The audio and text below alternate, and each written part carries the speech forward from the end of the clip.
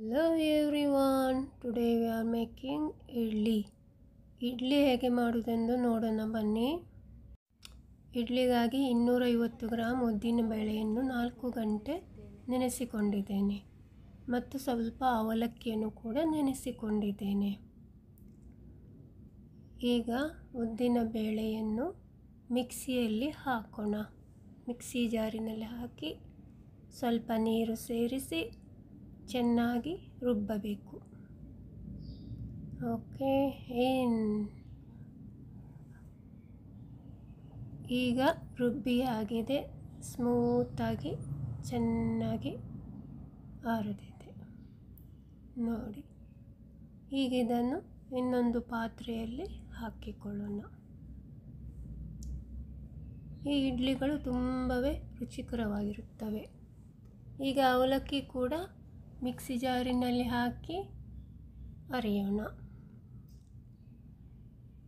ಇಡ್ಲಿ ತಿನ್ನಲು ತುಂಬ ಸಾಫ್ಟಾಗಿ ಫ್ಲಫಿಯಾಗಿ ಬರುತ್ತವೆ. ಓಕೆ, ಈಗ ಇದನ್ನು ಕೂಡ ಬೌಲ್ನಲ್ಲಿ ಹಾಕಿಕೊಳ್ಳೋಣ.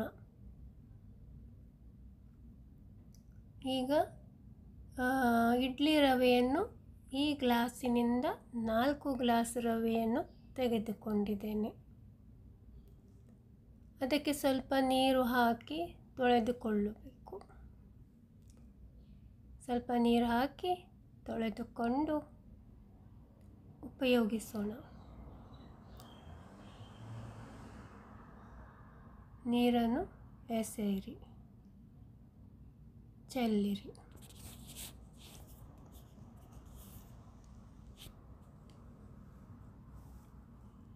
ಈ ಇಡ್ಲಿಗೆ ಹೆಚ್ಚಿನ ಸಾಮಗ್ರಿಗಳೇನು ಬೇಡ, ಕೇವಲ ಇಡ್ಲಿ ರವೆ, ಉದ್ದಿನ ಬೇಳೆ, ಅವಲಕ್ಕಿ ಅಷ್ಟೇ, ದೊಡ್ಡ ಇಂಗ್ರೀಡಿಯೆಂಟ್ ಏನಿಲ್ಲ. ಈಗ ಅದನ್ನು ತೊಳೆದ ರವೆಯನ್ನು ದೊಡ್ಡ ಪಾತ್ರೆಗೆ ಸೇರಿಸೋಣ.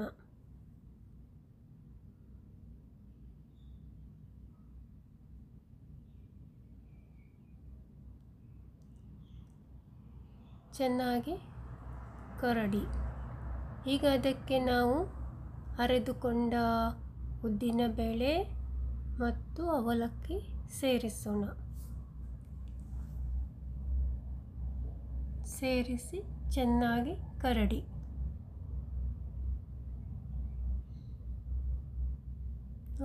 ತುಂಬ ಚೆನ್ನಾಗಿ ಬಂದಿದೆ ಹಿಟ್ಟು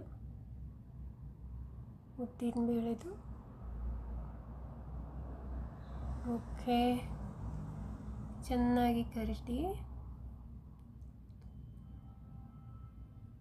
ಈಗ ಅದಕ್ಕೆ ಉಪ್ಪನ್ನು ಸೇರಿಸಬೇಕು. 1 ಟೇಬಲ್ ಸ್ಪೂನ್ನಷ್ಟು ಉಪ್ಪನ್ನು ಸೇರಿಸಿದ್ದೇವೆ. ಹಾಗೆಯೇ 1 ಟೇಬಲ್ ಸ್ಪೂನಷ್ಟು ಸಕ್ಕರೆಯನ್ನು ಸೇರಿಸಿದ್ದೇನೆ. 2 ಹಾಕಿ ಚೆನ್ನಾಗಿ ಕರಡಿ. ಹಾಗೆಯೇ ಸೋಡಾ ಹಿಟ್ಟು ಕೂಡ ಅರ್ಧ ಚಮಚದಷ್ಟು ಸೋಡಾ ಹಿಟ್ಟನ್ನು ಸೇರಿಸಿದ್ದೇವೆ. ಚೆನ್ನಾಗಿ ಮಿಕ್ಸ್ ಮಾಡಿಕೊಳ್ಳೋಣ. ಸ್ವಲ್ಪ ನೀರು ಸೇರಿಸಿ ಹದ ಬರುವವರೆಗೆ ಚೆನ್ನಾಗಿ ಕರಡಿ.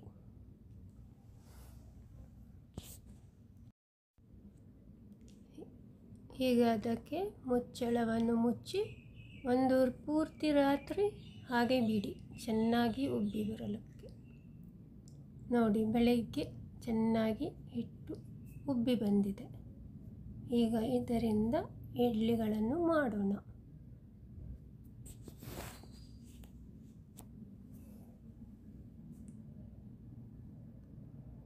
ನೋಡಿ ಎಷ್ಟು ಸಾಫ್ಟಾಗಿ ಉಬ್ಬಿದೆ ನೋಡಿ, ಚೆನ್ನಾಗಿ. Wow, super. ಇದರಿಂದ ಇಡ್ಲಿ ಮಾಡಿದರೆ ಚೆನ್ನಾಗಿ ಉಬ್ಬಿ ಬರುತ್ತವೆ ನೋಡಿ, ತುಂಬ ಚೆನ್ನಾಗಿದೆ.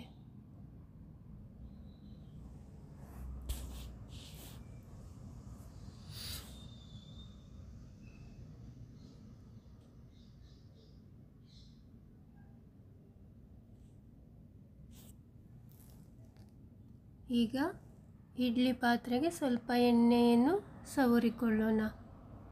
ಇಲ್ಲವಾದರೆ ಅದು ಚೆನ್ನಾಗಿ ಬರುತ್ತೆ, ಆದರೆ ಎಣ್ಣೆ ಹಚ್ಚಿದರೆ ಇನ್ನೂ ಚೆನ್ನಾಗಿ ಸರಾಗವಾಗಿ ಬರುತ್ತವೆ. ಹೀಗೆಲ್ಲ ಸ್ವಲ್ಪ ಸ್ವಲ್ಪವಾಗಿ ಹಚ್ಚಿಕೊಳ್ಳೋಣ. ಈಗ ಹಚ್ಚಿಯಾಗಿದೆ. ಈಗ ಅದರಲ್ಲಿ ಹಿಟ್ಟನ್ನು ಸೇರಿಸೋಣ. ನೋಡಿ, ಎಲ್ಲ ಸೇರಿಸ್ತಾ ಬಂದಿದ್ದಾರೆ. ಎಲ್ಲ ಸೇರಿಸ್ತಾ ಬಂದಿದ್ದೇವೆ. ಈಗ ಇದು ಒಂದೆರಡಿದೆ, ಅದನ್ನು ಸೇರಿಸಿ ಬೇಯಲು ಇಡಬೇಕು.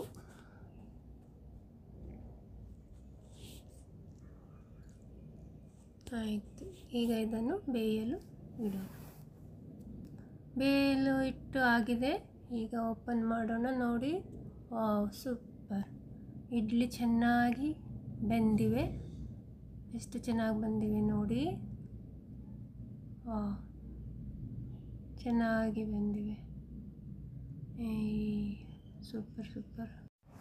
ಈಗ ಇದನ್ನು ಸಾಂಬಾರು ಚಟ್ನಿ ಜೊತೆ ಸರ್ವ್ ಮಾಡೋಣ. ತುಂಬ ರುಚಿಯಾಗಿರುತ್ತದೆ ನೋಡಿ. ಈಗ ಸ್ವಲ್ಪ ಸಾಂಬಾರು ಹಾಕಿ ತಿನ್ನೋಣ. ನೀವು ಕೂಡ ಮಾಡಿ ನೋಡಿ. ಈ ರೀತಿಯಲ್ಲಿ ಇಡ್ಲಿಗಳು ತುಂಬ ಸಾಫ್ಟಾಗಿ ಚೆನ್ನಾಗಿ ಮಲ್ಲಿಗೆಯಂತೆ ಬರುತ್ತವೆ. Okay guys, thank you for watching. ಮತ್ತೊಮ್ಮೆ ಸಿಗೋಣ ಇನ್ನೊಂದು ಹೊಸ ರೆಸಿಪಿಯೊಂದಿಗೆ ಆದಷ್ಟು ಬೇಗನೆ. ಪ್ಲೀಸ್ ನನ್ನ ಚಾನೆಲನ್ನು ಸಬ್ಸ್ಕ್ರೈಬ್ ಮಾಡಿ, ಲೈಕ್ ಮಾಡಿ. Thank you. ವಂದನೆಗಳು.